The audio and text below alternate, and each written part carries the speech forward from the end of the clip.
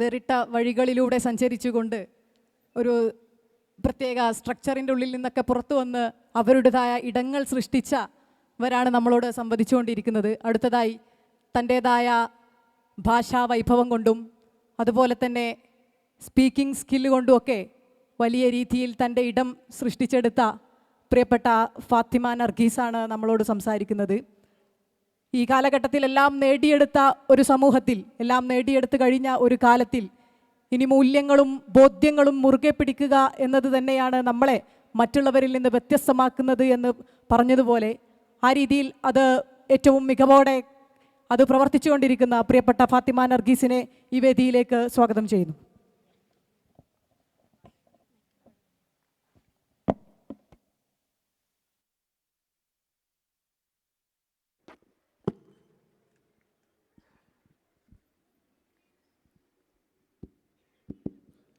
അസ്സലാമു അലൈക്കും വറഹ്മത്തുള്ളാഹി തആല വബറകാതുഹു. സ്വലാത്തു വസ്സലാമു അലാ അഷ്റഫിൽ മുർസലീൻ വഅലാ ആലിഹി വസഹ്ബിഹി അജ്മഈൻ. അമ്മാ ബഅദ്. ഇപ്പോൾ എല്ലാവരും ഫിസിക്സ് എന്നും ഫ്ലൈറ്റ് എന്നും അതേപോലെ ആൽബർട്ട് ഐൻസ്റ്റീൻ എന്നും സ്റ്റീഫൻ ഹോക്കിങ്സും നമുക്ക് നേരെ നെൽസൺ മണ്ടേല, ശശി തരൂരിലേക്ക് വരാമല്ലേ. കാലം നമ്മളെ സമദാനി സാഹിബ് അതിമനോഹരമായി പല ഗസലിലൂടെ നമുക്ക് വ്യാഖ്യാനിച്ചു തന്നു. കാലം ഒന്നാണ്. അദ്ദേഹം അങ്ങനെയല്ല പറഞ്ഞത്, കാലം ഒന്നാണ്. നമുക്ക് ഈ കാലത്തിൻ്റെ കുറച്ച് മുന്നോട്ട് പോയേക്കാം. ഒരു 1 ബില്യൺ ഇയേഴ്സ് അഗോ മനുഷ്യന്മാരുടെ എക്സിസ്റ്റൻസ് വന്നുകൊണ്ടിരിക്കുന്ന ഒരു കാലം. അന്ന് കമ്മ്യൂണിക്കേഷൻ ഇല്ല, പരസ്പരം സംസാരമില്ല. എന്തൊക്കെയോ എവിടുന്നൊക്കെയോ ആൾക്കാർ എന്തൊക്കെയോ പറയുന്നു, എന്തൊക്കെയോ ഉണ്ടാക്കുന്നു. വികസനമില്ല. പക്ഷേ അത് മാറി. ഓരോരുത്തർ മനസ്സിലാക്കി കമ്മ്യൂണിക്കേഷൻ ഉണ്ട്, സംസാര രീതിയുണ്ട്. അത് പലതിലൂടെ ആവാം. ചിത്രത്തിലൂടെ ആവാം, സംസാരത്തിലൂടെ ആവാം, എഴുത്തിലൂടെ ആവാം. അത് പല രീതിയിലാവാം. കമ്മ്യൂണിക്കേഷൻ എന്നുള്ളത് ഒരു മെയിൻ കോമ്പണൻ്റാണ്. നമുക്ക് ഉള്ളിലുള്ള തോട്ട്സ് എക്സ്പ്രസ് ചെയ്യാനുള്ള ഒരു ബിഗ് കീ ആണ് കമ്മ്യൂണിക്കേഷൻ എന്നാണ് ഞാൻ മനസ്സിലാക്കുന്നത്.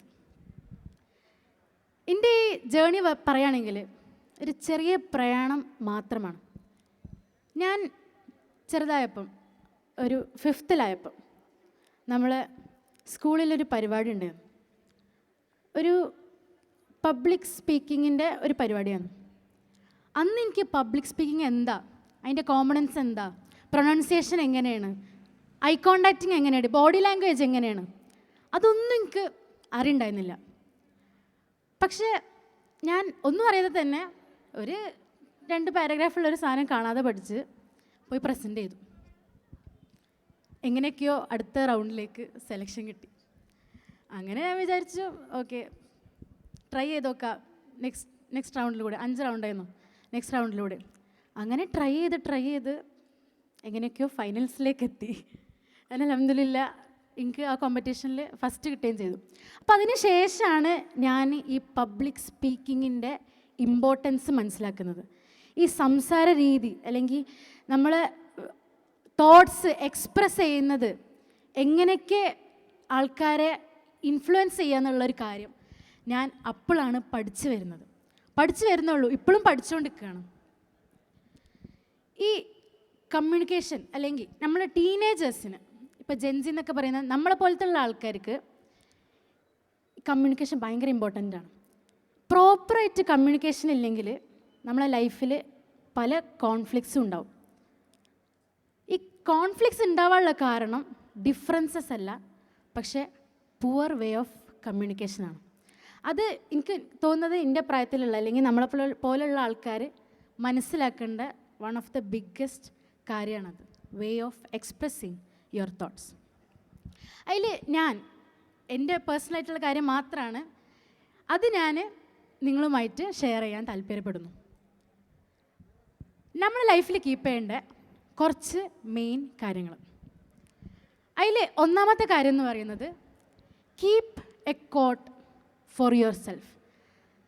നമുക്ക് എന്ത് സന്തോഷം ഉണ്ടാകുമ്പോഴും എന്ത് സങ്കടം ഉണ്ടാകുമ്പോഴും ഒന്നുമല്ല, നമുക്ക് ഇനിയും മുന്നോട്ട് പോകാൻ സാധിക്കും എന്ന് നമ്മളെ മനസ്സിലാക്കിപ്പിക്കുന്ന ഒരു കോട്ട് നമ്മളെ ലൈഫിൽ എപ്പോഴും കീപ്പ് ചെയ്യുക.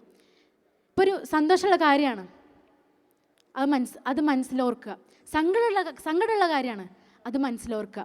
ആൻഡ് ട്രസ്റ്റ് മീ, അത് വർക്കാവും. അത് 100% ഷുവറാണ്, അത് വർക്കാവും. പിന്നെ നമ്മൾ ഇപ്പോൾ പല വീഡിയോസും കാണാമല്ലേ, മോട്ടിവേഷണൽ വീഡിയോസ്, ബുക്സ്, അതേപോലെ ലെക്ചേഴ്സ്.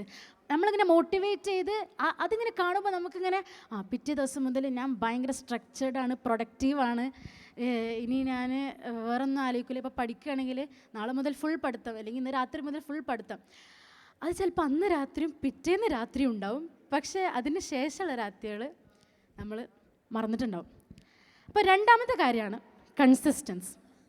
നമ്മളൊരു കാര്യം പുതിയതായിട്ട് ലൈഫിൽ തീരുമാനിക്കുകയാണ്, അത് വലുതാക്കി തുടങ്ങാതെ സ്റ്റെപ്പ് ബൈ സ്റ്റെപ്പ് മാത്രം തുടങ്ങുക. ഒരു ബുക്ക് വായിക്കാൻ തുടങ്ങുകയാണ്. നിങ്ങൾ പുസ്തകം വായിക്കാൻ ഇഷ്ടപ്പെടാത്ത ആളാണ്, പക്ഷേ നിങ്ങൾക്ക് ബുക്ക് വായിക്കണം.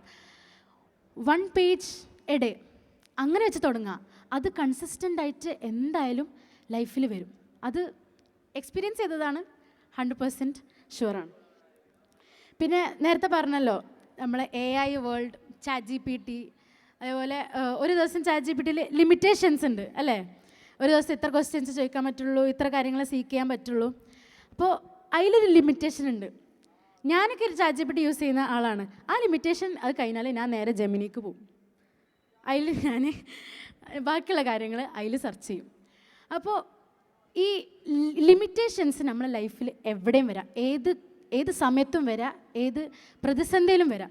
പക്ഷേ അത് ഓവർകം ചെയ്യാനുള്ള ഒരു കോൺഫിഡൻസ്, ഒരു മെൻറ്റാലിറ്റി നമ്മളെപ്പോഴും ലൈഫിൽ കീപ്പ് ചെയ്യുക. കാരണം ഈ വേൾഡ് എന്ന് പറയുന്നത് ഒരു കോമ്പറ്റീറ്റീവ് വേൾഡാണ്. നമ്മൾ എത്ര വലിയ ഡിഗ്രി എടുത്ത് എത്ര വലിയ PhD എടുത്ത് അങ്ങനത്തെ ആളാണെങ്കിലും സ്കില്ല് എന്ന് പറഞ്ഞ കാര്യം വെരി ഇമ്പോർട്ടൻ്റ് ആണ്. ഇപ്പോൾ നമ്മളിപ്പോൾ ഈ ജോബ് മാർക്കറ്റിൽ സീറ്റ് നോക്കുകയാണ്, അവിടെ നമുക്ക് റിസർവ്ഡ് ആയിട്ടൊരു സീറ്റില്ല, നമുക്ക് ഉറപ്പിച്ച് വെച്ചൊരു സീറ്റില്ല. പക്ഷെ അവിടെ ഉള്ളത് നമ്മളെ സ്കില്ല് നോക്കി നമ്മളെ റിക്രൂട്ട് ചെയ്യണം അല്ലേ. അതേപോലെ നമ്മളെ ഈ സ്ട്രോങ് കമ്മ്യൂണിക്കേഷൻ എന്നുള്ളത് ഞാൻ വീണ്ടും പറയുന്നത് അത്രയും ഇമ്പോർട്ടൻ്റ് ആയതുകൊണ്ടാണ്. ഈ സ്ട്രോങ് കമ്മ്യൂണിക്കേഷന് നമ്മളെ പല പ്രതിസന്ധിയിൽ നിന്നും രക്ഷപ്പെടാൻ ഒരു മാർഗമാണ്. ഇപ്പോൾ പലരും ആങ്കറോടുകൂടെ ഇപ്പോൾ ഒരാൾ നമ്മൾ ദേഷ്യത്തോടുകൂടെ സംസാരിക്കുകയാണ്, അവർ ചിലപ്പോൾ നമ്മൾ നോർമൽ ഭാഷയിൽ പറഞ്ഞാൽ അവർക്ക് ചിലപ്പോൾ മനസ്സിലാക്കാൻ ഹാർഡായിരിക്കും. അപ്പോൾ ആ ടൈമിലാണെങ്കിലും നമ്മൾ കമ്മ്യൂണിക്കേഷൻ സ്കില്ലുണ്ട്, അവരെ മനസ്സിലാക്കാൻ കഴിവ്, അതൊരു സ്പെഷ്യൽ കഴിവ് തന്നെയാണ്, അത് നേടിയെടുക്കാനും പറ്റും. പിന്നെ വേറൊരു മെയിൻ കോമ്പണൻ്റാണ് everything comes with a tax. നമ്മളിപ്പോൾ എന്ത് ലൈഫിൽ ചെയ്യുകയാണെങ്കിലും അതിനൊരു ബാക്ക് ഓഫ് എന്തായാലും ഉണ്ടാവും. നേരത്തെ ഞാൻ പറഞ്ഞില്ലേ, ഒരു കോട്ട് കീപ്പ് ചെയ്യണം.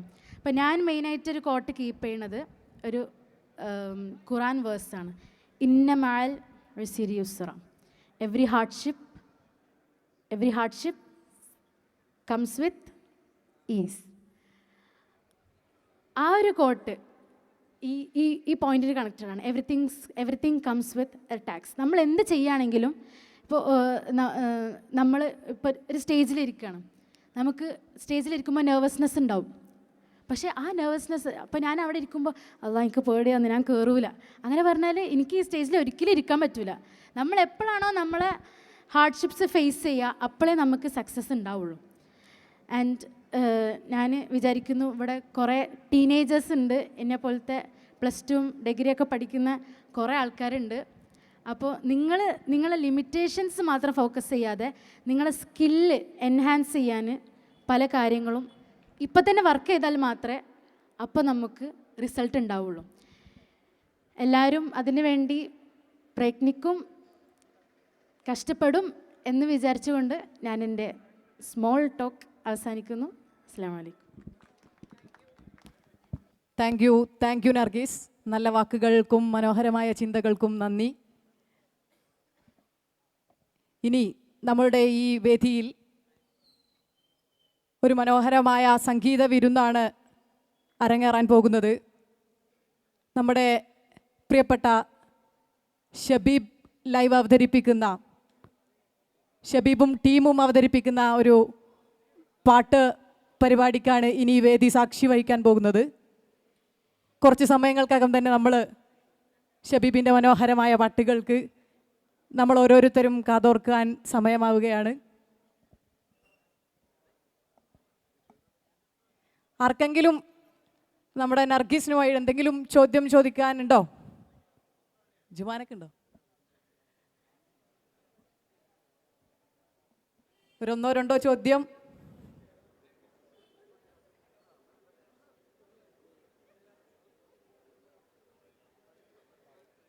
എങ്ങനെയാണ് നർഗീസ് ഏറ്റവും മനോഹരമായി ഭാഷ ആരും ചോദിക്കാനില്ലാത്തത് കൊണ്ട് ഞാൻ തന്നെ ചോദിക്കാം.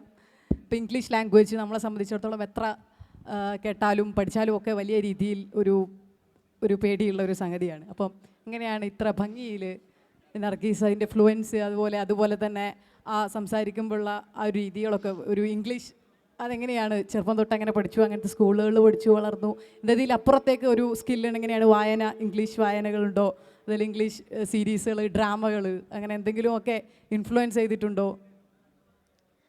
അതിൽ മെയിനായിട്ട് 2-3 കാര്യമാണ്. ഒന്ന്, എന്തായാലും എൻ്റെ സ്കൂളായിരിക്കും, അവിടെ സ്പെഷ്യൽ ട്രെയിനിങ്സ് പ്രൊവൈഡ് ചെയ്യുന്നുണ്ട്. ഇംഗ്ലീഷ് ഫ്ലുവൻ്റ് ആവാനും പ്രൊനൗൺസിയേഷൻ കറക്റ്റ് ആവാനും, അതേപോലെ നമുക്കെങ്ങനെ പബ്ലിക്കിനെ ഫേസ് ചെയ്യണം എന്നുള്ള കുറേ ട്രെയിനിങ് സെഷൻസ് നമ്മളെ സ്കൂൾ പ്രൊവൈഡ് ചെയ്തിട്ടുണ്ട്. അത് ആണ് ഒന്നാമത്തെ കോമ്പണൻറ്റ്. പിന്നെയുള്ളത് നമ്മൾ ഇംഗ്ലീഷ് ലെക്ചേഴ്സ് അല്ലെങ്കിൽ മോട്ടിവേഷൻ ക്ലാസ്സസ് അല്ലെങ്കിൽ വീഡിയോസ് മെയിനായിട്ട് ഇംഗ്ലീഷിൽ കുറേ കാണാറുണ്ടായിരുന്നു. അതും ഇതിൻ്റെ ഒരു പാർട്ട് തന്നെയാണ്. Thank you. നർഗീസിനുള്ള MSF സംസ്ഥാന കമ്മിറ്റിയുടെ സ്നേഹോപഹാരം സമർപ്പിക്കുവാൻ MSF സംസ്ഥാന പ്രസിഡന്റ് PK നവാസ് വേദിയിലേക്ക് ക്ഷണിക്കുന്നു.